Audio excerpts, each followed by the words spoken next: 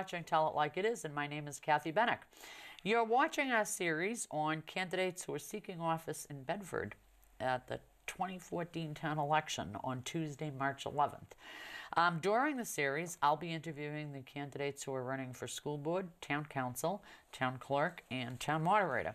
Now, candidates this year had the opportunity to do both this show and the BCTV produced show called Candidates Corner. Council and school board candidates also could participate in the Bedford Men's Club debate. Now, hopefully, all candidates would take at least one of the opportunities if they would like you to vote for them.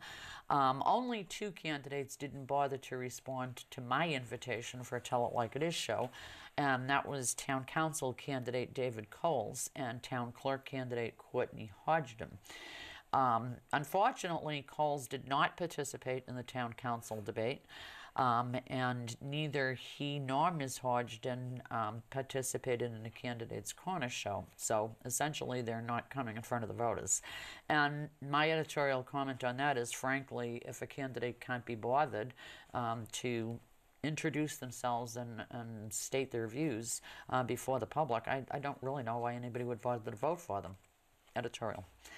The Tell It Like It Is series is different than the Candidate Corner shows in that the Candidate Corner allowed each candidate to choose whom they would like to interview them. And there wasn't really any requirement as to how questions would be asked or what they'd be. On this show, obviously, I'm the interviewer, and candidates have no idea whatsoever what I will ask them. To be as fair as possible, I'm asking the candidates in the same races the same questions. All shows will be released at the same time, so no candidate would be able to watch the show of his or her opponent prior to taping their own show.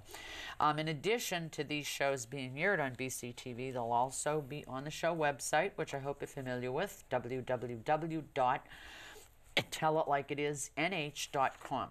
Now, candidates at my request did provide their own background information. Some were very long with lots of details. Others were more short and kind of bullet points. And to keep my introductions as fair as I could in terms of their length to each candidate, I tried to then just kind of pull out what seemed most relevant to voters. That also, obviously, the candidates can choose to use some of their free time to put in anything they think I missed that's important. And also, to be fair, the same remarks I'm making right now have been and will be made at the beginning of every show, so that no candidate will feel as though they were shortchanged in that department. So that all questions will be asked and answered, I've asked all candidates to be pointed with their answers because, again, if something comes up that they would like to elaborate a little more, they can do that in their closings. So, having said all of that, the guest for this show is somebody who's running for school board, and that would be Aaron Day. Welcome, Aaron. Thank you so much for coming to do the show. Thank you. Yeah, well, congratulations getting into the race. It's always nice to see people step up and be willing. Oh, my pleasure. Well, I will tell you a little bit about Aaron. He's an honors graduate of the Indiana Academy for Science and Mathematics, continued his education in math and economics at Duke University, and in biology and human genetics at Harvard University. In 1995, he founded Economy, Inc., and in 2009, founded the Daylight Network. In 2011, he became the Chief Operating Officer of the Atlas Society in Washington, D.C., and today serves as its Executive Director. And he's also currently CEO of Tangerine Life, an advisor to Liberty Business Bureau, a Board of Directors member of the Free State Project, and is chairman of the Republican Liberty Caucus of New Hampshire. And of interest is that Aaron was named to the 40 Under 40 list of the Boston Business Journal. So one of the few people who that happens to. Yep. So let's rock and roll with some questions, all right? Let's get into it. Okay, are you familiar with Common Core, first of all? I mean, do you know what it is? I am familiar with Common Core. Okay, so then are you aware of the concerns and outcries that do exist against it? Yeah, I'm aware of it. I'm not a big fan of Common Core at all. In fact, I think at a general level, they're our kids, it's our money, it should be our choice. And I think we should do everything that we can to get the federal government out of our decisions with respect to education, and even as much as we can get the state out of our decision-making process as well and make it a truly local issue. Now, as you know, Bedford has already started implementing it. Do you feel that, I mean, given the fact that there are so many unanswered questions, do you feel that Bedford was too hasty jumping in so quickly? I do think that Bedford was too hasty jumping in so quickly, and a lot of the work that I do at the Republican Liberty Caucus of New Hampshire involves working with some of the people that are on the committees, and there's an active effort to actually repeal Common Core at the state level, and I know some other towns have actually taken those steps as well. I think this is something we should take very seriously and spend a lot of critical effort on. The federal government does not have a great track record with respect to educational standards going all the way back to the founding of public education, and I think this is something that we should take a real serious look at. As for learning, it's turned out to be a lot more expensive and inefficient to manage. That is a big concern of mine, quite honestly, and I did have the superintendent and assistant superintendent on in a series that I've done. I think we've done 7 shows on Common Core, and that was one of the concerns I had, that they're really unable to answer what the total cost will be. Now, we know, of course, textbooks will get bought anyway and such, but all the other facets of it, and there aren't answers, and that to me is very concerning. Oh, yeah, well, it's concerning, and there are some answers. I mean, this was actually rushed through as part of the stimulus package, Yeah. and so a lot of this was done without a lot of oversight. Like a lot of federal legislation, no one thought it through, and so I think we now are dealing with the consequences of that. Oh yeah, yeah. Now this is sort of a 3-part question. As you know, International Baccalaureate, IB, has been another source of controversy in Bedford. Although more kids are now taking IB courses each year, the number that actually take the exams has not really jumped all that much. Should we be continuing in Bedford to add more IB courses and teachers, as is in the upcoming budget? Is it the most effective use of our tax dollars when it's only a percentage of the high school population, and in my opinion, a small percentage, that benefits from IB? And should the cost of IB testing be borne by taxpayers, an idea that has been floated?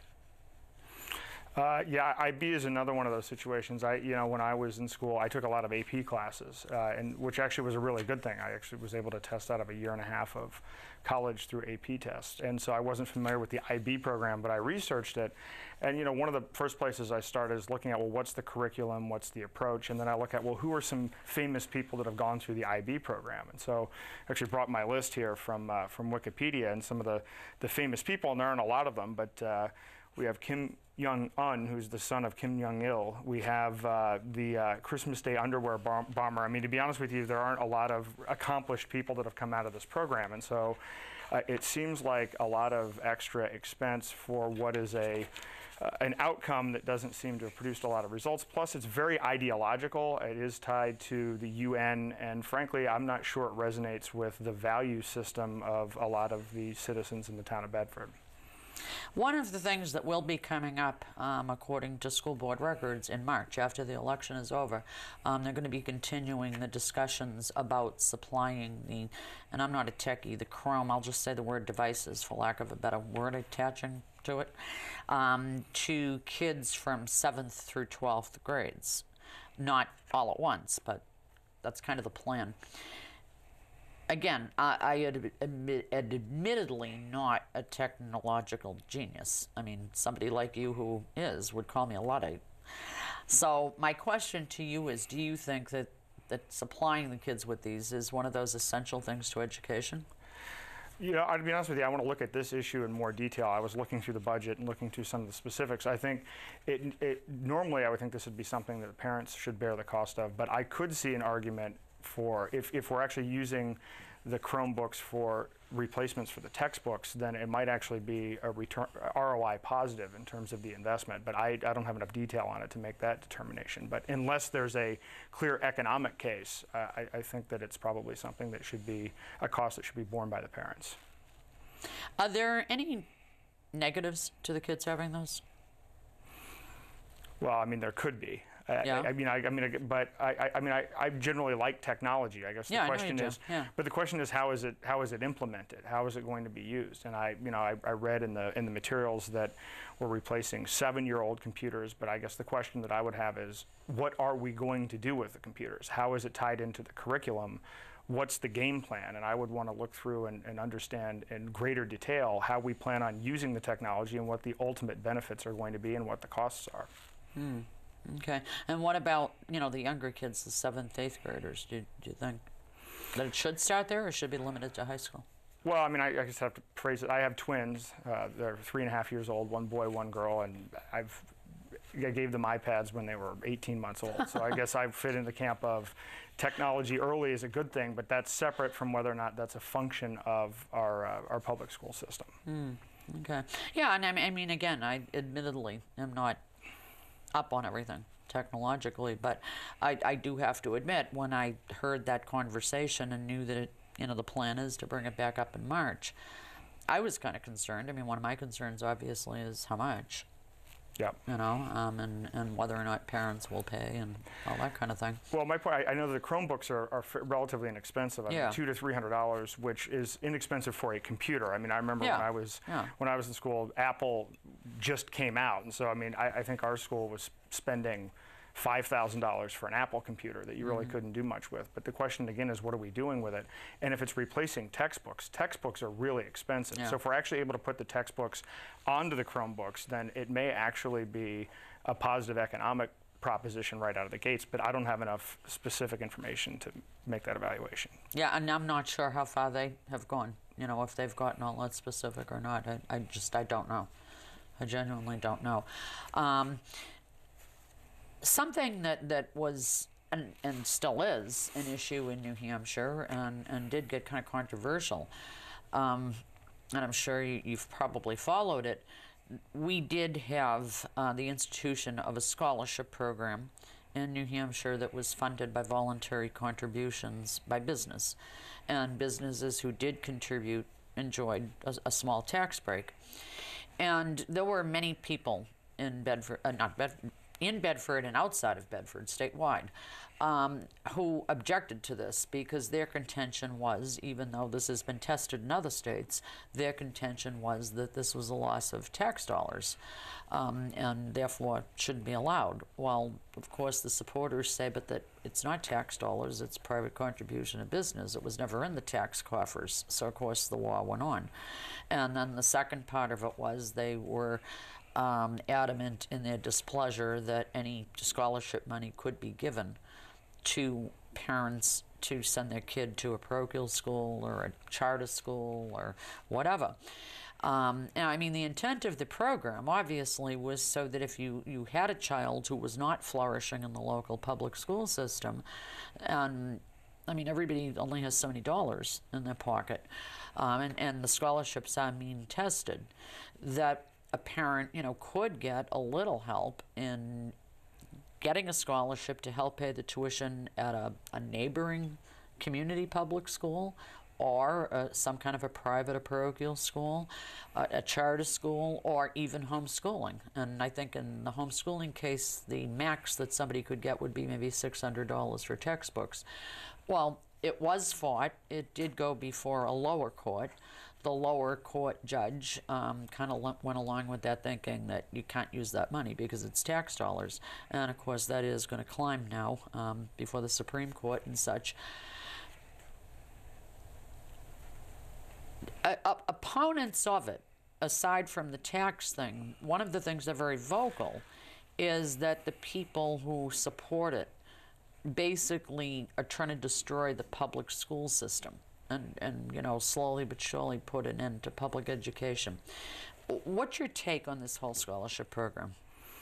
Well, I think educational choice is key no matter what. I think that if you look at the data, I think going back to 1970, and if you adjust for inflation, our public schools have increased the amount spent 500%, and yet our test scores have gone down 5%. In every industry or business I've been involved in, competition works. We have seen this time and time again with charter schools. So I think ultimately the parents should have choice. And I think that ultimately this is about the taxpayers, their money, and their children. It's not about protecting institutions or protecting long-term employment agreements. Okay. I'm sure you know that in Bedford, school taxes continue to rise, and once again will rise again this year. You've mentioned that you've been doing some research, and I know that you have spoken to a couple of things already publicly. What do you think, you know, and as you're looking, and I mean, I realize you're on the outside kind of looking in, but at this point in time, what do you think can be cut in Bedford without losing the educational benefit to the kids? You know, what kind of programs, activities, whatever? I mean, do you think that there's room for cuts there, or do you think everything needs to be regarded as sacrosanct?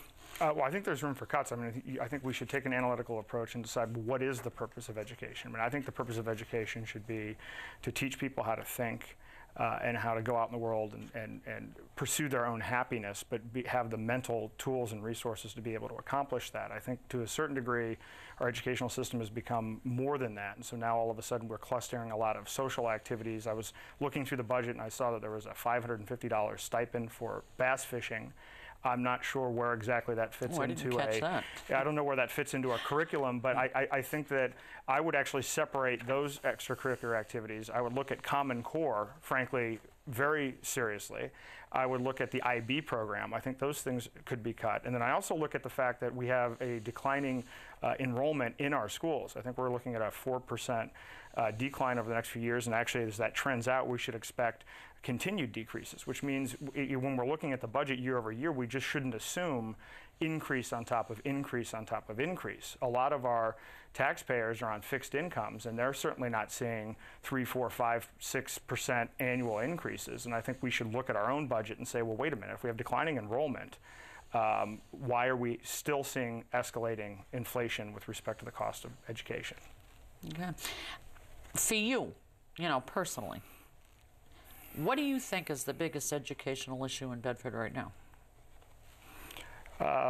Well, I think the biggest educational issue is Common Core. I get very nervous about the federal government getting involved in education. I've spent a lot of time studying the history of public education, which is one of the reasons I decided to get into this. There's a fascinating book called NEA, Trojan Horse in American Education, and it talks about Thomas Dewey, who the Dewey Decimal System is named after, and some of the things that they experimented with. And at one point, they actually replaced the phonics method of learning how to read with the look-say method, where instead of learning how to break words down into different components, you just look at the word and you kind of guess, and if you get it close enough, well, it turns out this created functional dyslexia. We didn't have a dyslexia problem until this had been implemented from the top down, and it was implemented initially in Massachusetts. And so I'm always wary of federal government top-down implementation. We have a very poor history of outcomes when that happens.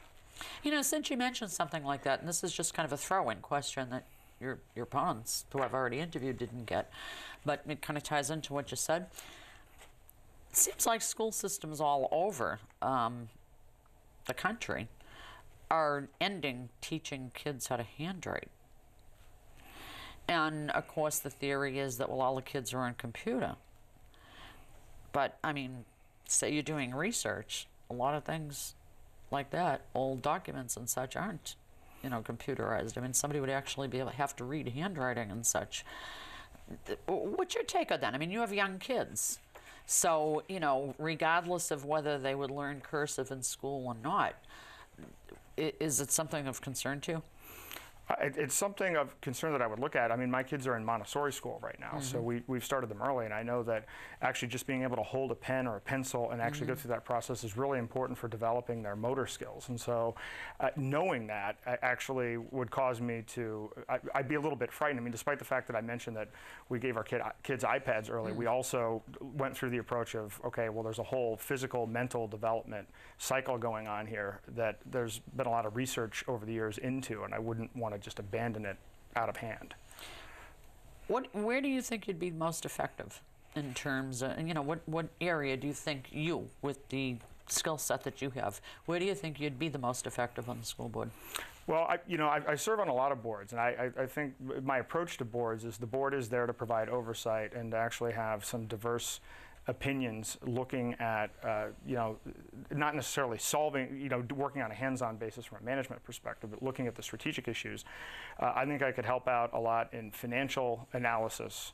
And I also think that I can help out a lot in potentially negotiating some contracts. One of the big areas that we have, I mean, you mentioned property taxes. I mean, 72% of our total property tax bill goes to public education and to schools. But the bigger problem is we have $5 billion of unfunded pension liability, and we really need to look at that when we're negotiating these contracts. And while that's not a local issue, I think this is an area where, because I'm involved with political things across the state, there might be an opportunity here to take a broader look at this and figure out how we can get to fiscal stability more generally. I'll say this. In terms of, if the end of the series somebody says to me, which candidate took you the most seriously when you said to keep the answers pointed so all the questions would get asked, I'd have to say you, because you answered and very effectively and kept short time frames, which means that we have like another 6 minutes left. Now I can think of 10 different questions that I could ask you right off the top of my head, because I'm so interested in hearing what people have to say. But if I do that, it would be unfair to the other folks who didn't get to answer the same questions. So I guess what I'd like to do is, of what we've already talked about, what would you kind of like to say more about? Because I can tell you've done some research, so tying into the subjects that we have, or even something you want to get across to voters who are watching this show that's above and beyond any of the questions. Is there something in particular you'd really like to zero in on right now? Sure. I mean, I want to speak to the whole issue of how we spend money, and really looking at the board as being a representative sample of all of the taxpayers. And so whether the taxpayers have kids, whether they don't have kids, and really taking all of those views into consideration. And I think when you go through that process, it really comes down to saying, okay, what is the purpose of education? My view is that we should be, again, teaching our children how to think. And then when you look at these other extracurricular activities, I mean, the bass fishing thing aside, I'm sure I've lost some number of votes just by bringing that particular issue up. But one of the things that I've found is, by saying that I don't think that the schools should fund a particular activity doesn't mean that it wouldn't be funded. And I think Bedford does have a strong sense of community. I mean, you look at this with soccer leagues, you have a lot of local businesses that are involved with sponsoring different activities. I'm actually a member of the Bedford Men's Club, and every year we spend quite a bit of money looking at various activities. A lot of these activities are tied into the schools.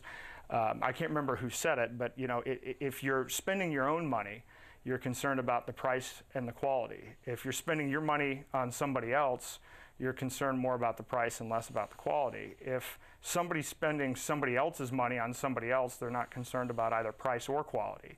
And I think that actually has held true over time. And if you apply that to education, I think having parents involved, fundraisers, I mean, I don't think we're going to have a shortage of money. I think parents will come together and support these activities, and they'll be more directly involved and more fiscally responsible. I think we should confine our schools to teaching people how to think, but in a fiscally responsible way that's respective of our broad base of taxpayers, excuse me.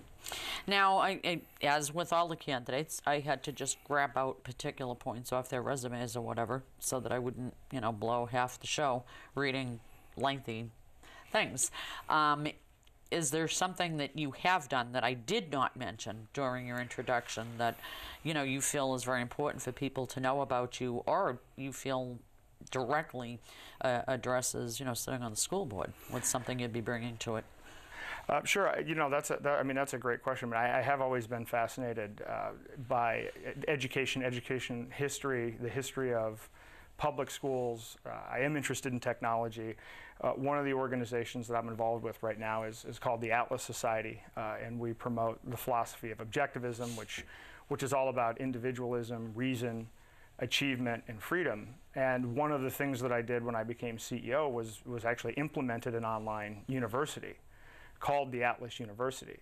And it's interesting when you take an entrepreneurial perspective and you look at a field like education, or you look at fields where they're established and maybe there's not a lot of thinking out of the box, it gives you a lot of freedom to try and test new things and test new techniques. And I found that to be very educational in terms of if you really want to convey an idea and be effective at teaching.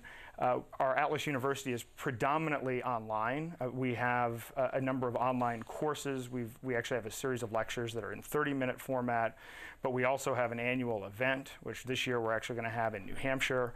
It's a 4-day event. We have a graduate seminar program, which is a 7-day intensive program. And so throughout the whole process, I'd say seeing different types of approaches where you're mixing online versus in-person has been really interesting, and I enjoy innovating in these areas.